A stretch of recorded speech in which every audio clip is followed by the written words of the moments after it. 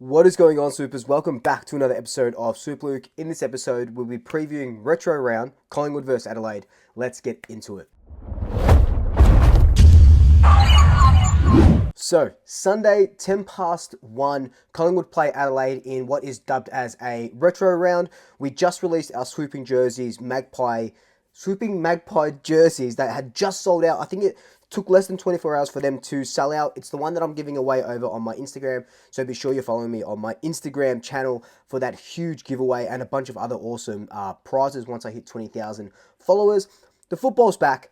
We play Adelaide, and it's one of those games where, with the sour taste that the Melbourne game left in our mouths, we want to, as supporters anyway, we want to go and see a performance where it's very Collingwood-like. These last 4 to 6 weeks, let's say, we've been winning, obviously. We only lost that one game in that period to Melbourne by only 4 points, which is cool. But it hasn't been that sort of cohesive Collingwood that we saw at the start of the year. And yes, it's been exciting, and yes, it's been very, go, go, go and stuff like that. The Kangaroos game, we let them score 6 or 7 goals in that last quarter. Very un-Collingwood-like for being one of the best defences in the league, right? The West Coast game, they get to within 9 points. Yes, we end up winning by 60 or something points, but other teams are putting West Coast away by 100, 120. Adelaide a couple of weeks ago put them away by 122 points, and Taylor Walker scored 10 goals. So I was happy just to go over to the West and win. That was great for us. We needed to win, but still, it's still an exciting brand of Collingwood football, but the numbers have dropped a little bit. If you listen to my podcast and my video with David King, he even mentions that in the last 6 or so weeks, numbers have dropped off slightly with clearances, winning the contested ball, especially in between the arcs. Defensively, we're really good. When we get into the forward line, we're okay, but it's just between those arcs where numbers are starting to fall, losing hitouts, losing clearances, when we have been the first or second best clearance team in the league. So I want to see this Adelaide game as a little bit of a correction, in a sense where we start playing a brand of football that we've come to know and love, and we have seen, don't get me wrong, we have seen in the last 6 weeks, but it just hasn't been in full force. This is when you want to not start peaking, but you want to start ramping it up to start peaking in, late August, early September when finals happen, because let's be honest, we are playing finals this year. Where we finish on the ladder, who knows, but we are playing finals. Now, talking quickly about the ladder before we preview this game properly, we are sitting second on the ladder. Put Adelaide first because they have a game in hand. We are 2 games clear of 3rd, 4th, 5th place, etc. So that's pretty good.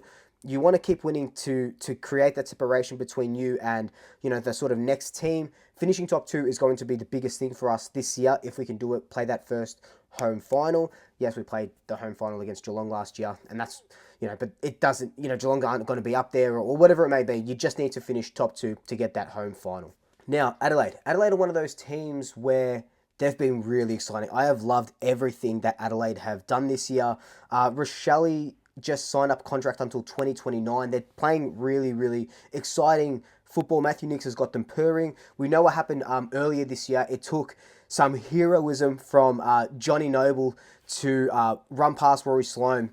Rory Sloane, and kick that goal from about 50, and then Ash Johnson punching the ball behind, and then Steele Sidebottom kicking that point so they couldn't go up the other end, winning by 1 point. Now, you got to think that when we played them earlier this year, no Cox, no Cameron, Billy Frampton was rucking as well, Johnson was rucking as well, no Lipinski, no Howe, and we had, we were here and there as well. So we had to shuffle a lot of Magnus around there. I think that was round 6. We are a different team to what we were then, and so are Adelaide, right?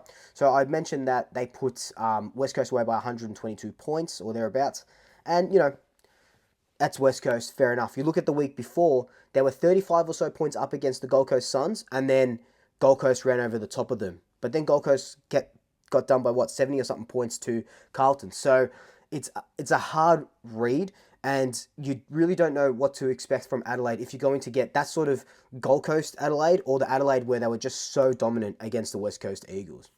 What I like going into this game, though, is that we do have Cox back, we do have Cameron back, so we're not going to be having Billy Frampton and Ash Johnson rucking against like O'Brien or whoever they have in the ruck there. We do have an actual full-time ruckman. We're a little bit taller down forward as well.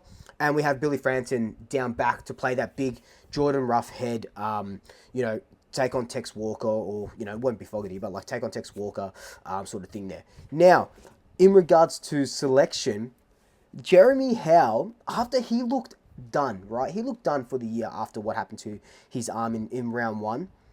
He's put his hand up for selection. Medically, he's been cleared. He's ticked every single box. He's completed match sim these last two or 3 weeks. He's tackling. He's getting tackled by Bo McCreary, he said. So, getting tackled by a bulldozer, if nothing's happened to your arm, you're pretty much good to go. The question is, and that everyone is, commenting on Instagram, Twitter, does he come through the VFL or does he come through the AFL? Now, I tweeted yesterday that it's very much, if Jeremy Howe is ready to go, put him straight into the AFL side. Who would you take out though? We'll talk a little bit about that later. But someone of Jeremy Howe's caliber, yes, I know he hasn't played football for so long, but neither did Patrick Lipinski when he came in, and he scored 2 goals, Lipper, right? Do we need Jeremy Howe in the back line more, or do we need him in the forward line? When you look at the week before's game against Melbourne, in that last quarter, the ball was getting kicked into our forward line. Mychek couldn't mark it. Reece McInnes couldn't mark it. Will Huskin-Elliott couldn't take any marks. Yes, we didn't have Jamie Elliott, which would have helped. But like David King said, someone like Jeremy Howe in the forward line, deep in the forward line, or playing a high half forward role, our defense is sound. We are the best defense in the league. Okay? We don't need Jeremy Howe in defense. Yes, we can probably push him in, as a defender, maybe bring someone up a little bit, maybe, it releases Jack Crisp to run in the middle a little bit more, maybe Isaac Quainer onto the wing or something like that. But Jeremy Howe as a forward target would be immense. We know that he played forward for Melbourne when he was there. When he came across, he was supposed to play that forward role. Then we needed him in the back, and then he became a defender. What a weapon that would be to see Jeremy Howe flying and taking marks. He doesn't have to kick goals. He just has to give us an option there, especially without McStay, without a second big tall. Yes, we have Ash Johnson down there, but I would still like another option there as well. Jeremy Howe is probably the man for it. Last week we saw Craig swing Darcy Moore up forward for a little bit. It didn't pay off, obviously, because we wanted to win the game, so you put your best marking defender in the forward line. It just makes sense. What if we just did that with Jeremy Howe? So that's what I'm most excited for. Now, what other players will we probably bring back? Jamie Elliott is pretty much ready to go from what I hear, so he probably comes back in. Jeremy Howe definitely comes back in as well. And then it's like, who do you take out? And I'm happy that I'm not on the coaching, or I'm not on the team selection side, because it would be crazy, right? They get paid to do that stuff. They get paid for the headaches, which is pretty good. But I would probably bring out Reece McInnes. Markov maybe comes out, even though that sucks. But Markov probably comes out. Then you got to think, does Jack Ginnivan come back in? Has he done enough training in the last 2 weeks to constitute him coming into the team to probably take over Harvey Harrison's role? But then you look at Harrison. It's a good problem to have. It's a very, very good problem to have, because I'd rather take players out of the team because they haven't been playing well, or we just need other players into the team, than taking them out and being forced changing because they're suffered a fate at the tribunal like Jordan DeGoey, or suffered an injury like Steele Sidebottom. So it's a very nice problem to have. This game though, Adelaide are really good at choking any opposition movement. They're number 1 in least marks, least disposals, I think maybe least clearances or thereabouts for opposition teams. So they really do choke any sort of movement that teams have. And we're a movement team. We're a big movement team. We saw in our 2 losses, the Brisbane loss and the Melbourne loss, we saw that for them to win those games, Melbourne, especially because it's the most recent run, really, really choked any sort of run that we were having. The first 15 minutes, running, we were doing that exciting down the corridor run. It was amazing. But then Melbourne pressured, they pushed up, they zoned really well, they went man on man. They didn't let us run out. We're kicking laterally, we're kicking high to contest, we're not marking it, we're creating turnovers. They're scoring off turnovers as well.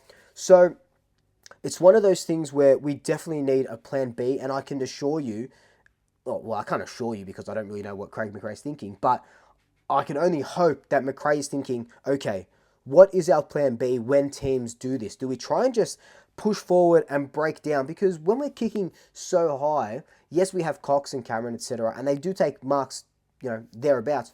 But especially to a team like Melbourne, Lever, May, and Tomlinson, we're just marking everything. We can't afford that to happen against Adelaide. They're a really good side, and if we're going to kick that long, we know that we're going to get the ball sort of turned over. And, like I said, they're a really good running side as well.